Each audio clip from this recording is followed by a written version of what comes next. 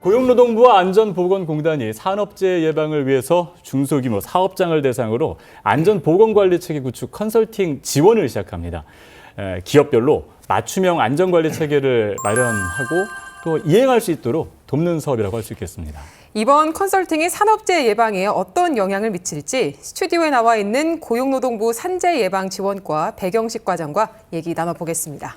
어서 오십시오. 네, 안녕하십니까. 자, 과장님. 사실 최근에 발생하지 말아야 되는 그런 또 산업 재해들이 좀 곳곳에서 좀 발생하고 있는데요. 일단 안전보건관리 체계 구축을 위한 컨설팅을 이제 지원하기로 했습니다.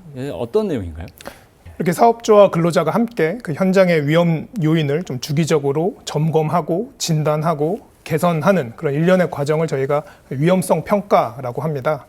그래서 이러한 위험성 평가를 중심으로 이제 사업장이 스스로 그 안전을 좀 관리해 나가는 그런 체계를 구축하는 것이 어떻게 보면 사고 예방의 가장 중요한 포인트라고 할 수 있겠습니다. 예. 그런데 이 50인 미만 기업 같은 좀 작은 사업장에서는 이런 것들을 할 여력이 부족하기도 하고 또 방법을 모르는 경우도 많습니다. 그래서 이러한 기업들을 위해서 안전 전문가들이 이제 현장에 직접 방문해서 위험성 평가를 비롯한 이 안전보건 관리 체계를 구축할 수 있도록 지원하는 것이 이 컨설팅 사업이라고 할 수 있겠습니다. 안전관리 체계 구축에 어려움을 겪는 50인 미만 사업장이 지원 대상인데 구체적으로 정해진 업종이 있는 건지 또 그 사업장이 신청을 하면 이걸 지원을 받을 수 있는 건지 그런 부분들이 좀 궁금합니다. 예, 저희가 크게 두 가지 기준으로 이렇게 구분을 해서 지원을 합니다. 우선 첫 번째로 소위 고위험 사업장이라고 하는데요. 네. 사고 발생 가능성이 높은 업종이나 뭐 공정 또 그 위험한 기계를 보유하고 있는 여부 등을 고려해서 저희가 그 리스트를 좀 이렇게 추리고요.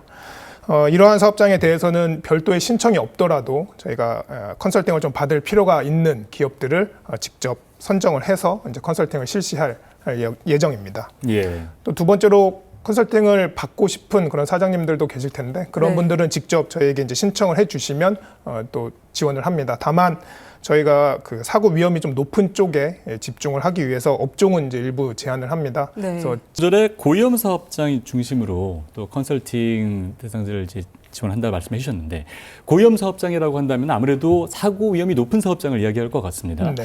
특히 최근에 이제 발생하고 있는 부분들 보면 건설업이나 이런 부분들이 될 것 같은데 특별히 이 부분이 더 좀 중요한 이유 있을까요?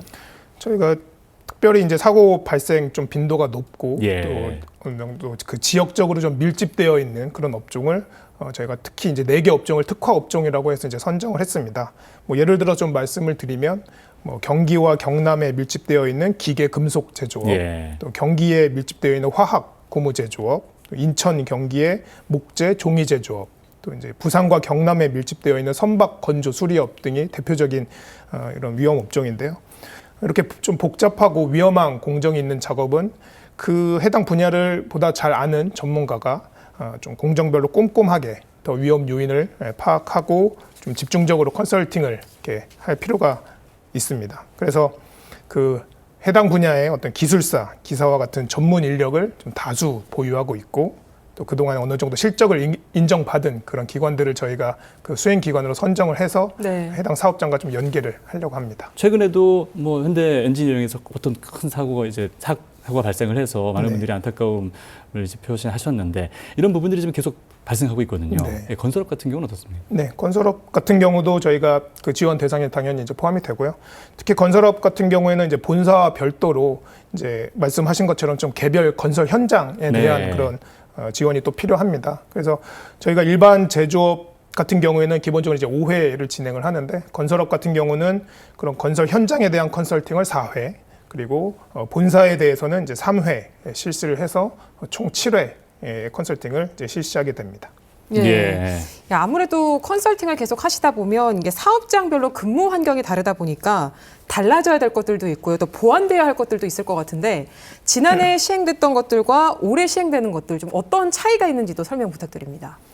우선 지금 이제 계속 이야기했던 그런 고위험 업종을 좀 집중적으로 지원하기 위해서 특히 그 위험도가 높은 업종을 특화 업종으로 지원해서 조금 전에 말씀드린 것처럼 좀 경력이 좀 더 풍부하고 전문 인력을 다수 보유한 그런 기관들이 컨설팅을 좀 수행하도록 했고요.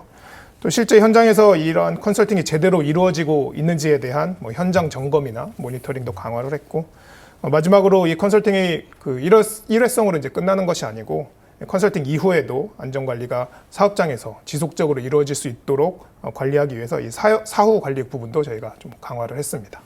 사업장이 꼭 갖춰야 하는 그런 안전 요소들이 있을 것 같습니다. 이런 부분들은 어떤 것들이 있을까요? 네.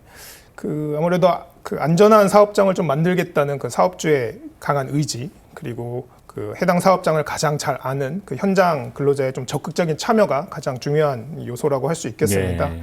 이러한 그 의지와 좀 참여를 바탕으로 해서 사업장에 있는 여러 가지 위험한 요인들을 수시로 점검하고 파악하고 그런 위험 요인을 또 제거하고 개선해 나가야 할 것입니다. 이런 비상 상황이 발생했을 때 어떻게 대처해야 하는지를 이런 매뉴얼들을 좀 미리 마련해야 하고요. 그러한 내용들을 근로자들이 미리 좀 학습하고 잘 알고 있어야 할 것입니다. 제조업은 지역별로 제조업만의 좀 특징이 있더라고요. 뭐 네. 금속이나 이런 부분들이 활발한 지역이 따로 있고 또 보면은 화학이나 이런 부분들이 또 특별하게 또 참 많은 분들이 이제 업종에 참여하시는 분들이 있는데 이런 부분들은 어떻게 진행이 됩니까?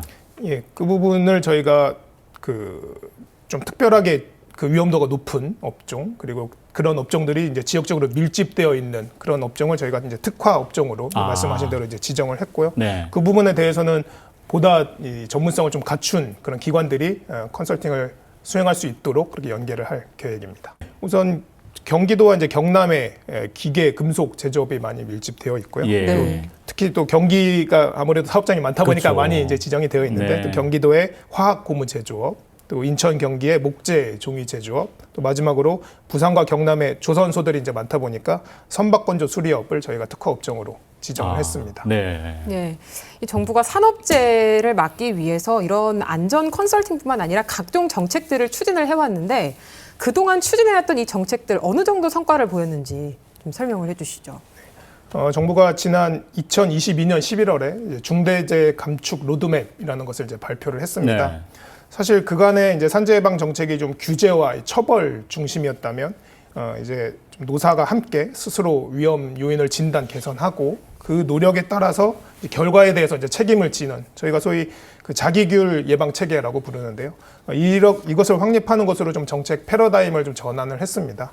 그래서 그 패러다임 하에 이제 세 가지 방향으로 저희가 여러 가지 이제 다양한 노력을 경주를 했는데요. 우선 그 사고 예방의 핵심 수단이라고 할 수 있는 위험성 평가를 저희가 개편을 했습니다. 저희 지방건설에서 시행하는 사업장 감독, 점검도 이 위험성 평가를 중심으로 이제 시행을 했습니다. 네. 또 많은 사업장에서 이런 사고 사례를 반면교사 삼을 수 있도록 저희가 사고 사례, 사고 백서 등을 좀 분석해서 제공을 했고 이와 함께 사업주가 안전보건 조치 의무를 이행하지 않아서 이제 사고가 발생하는 경우에는 저희가 중대재해처벌법이나 산업안전보건법에 따라서 좀 엄중하게 처벌을 했습니다. 또 두 번째로 그 중소기업의 안전관리 역량을 향상시키기 위해서 또 안전장비나 물품을 지원하는 부분도 크게 확대를 했습니다. 네. 저희가 이제 앞에서 언급했던 안전보건관리체계 구축 컨설팅도 이것의 일환이고요. 또 최근에는 이제 AI 기술 등을 활용한 뭐 스마트 안전 장비나 물품에 대한 지원도 크게 확대를 하고 있습니다.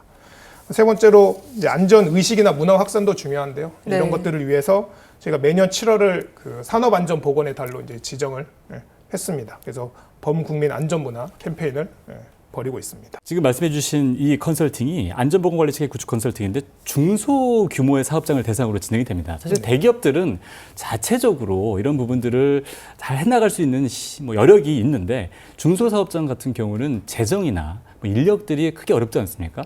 이런 부분들을 뒷받침하기 위한 지원들은 있습니까? 사실 정부의 산재 예방 지원 예산이 총 약 1조 3천억 원 수준입니다. 네. 이것이 대부분 이제 안전관리 여력이 부족한 이제 중소사업장을 지원하는 데 이제 쓰이는데요. 제가 뭐 앞에서 설명드렸던 뭐 여러 가지 사업 외에도 제가 좀 추가적으로 뭐 두 가지 정책을 좀 이렇게 설명드리고 싶습니다. 예. 네. 첫 번째로 그 대중소기업 안전보건 협력 사업이라는 것이 있습니다. 이제 대기업이 이제 사내외 협력업체들과 많이 일을 하는데 그런 사내외 협력업체나 또는 그 인근의 지역 중소기업들과 이제 컨소시엄을 구성을 해서 대기업이 자신들이 보유한 뭐 안전관리 기술이나 뭐 안전관리 물품 등을 이제 지원을 하면 정부가 그 소요 비용의 일부를 좀 매칭해서 같이 지원하는 그런 사업입니다. 이 사업 같은 경우에 그 사고를 줄이는 성과도 굉장히 좋고 또 만족도도 높아서 계속해서 이제 확대해 나갈 계획이고요. 계획이고요. 또 한 가지 그 공동안전관리자 지원 사업이라는 것이 있습니다. 네. 이게 안전관리자를 채용하기가 쉽지가 않죠. 그렇죠. 작은 사업장들은. 그래서 이런 기업들을 위해서 뭐 업종별 협회나 뭐 산업단지관리공단 같은 그런 사업주 단체들이 이 안전관리자를 채용을 하고 그분이 이제 인근 소규모 사업장들을 월 1회 이상 방문하면서 이제 안전관리 체계를 구축할 수 있도록 지원하는 사업입니다. 이 작은 사업장의 좀 안전 수준을 높이기 위해서 굉장히 유용한 그런 사업이라고 볼 수 있는데요. 많은 이 사업주분들이 좀 관심을 갖고 참여해 주셨으면 좋겠습니다. 네. 자, 지금까지 고용노동부 산재예방지원과 백영식 과장과 함께 얘기를 나눴습니다. 오늘 고맙습니다. 네, 감사합니다.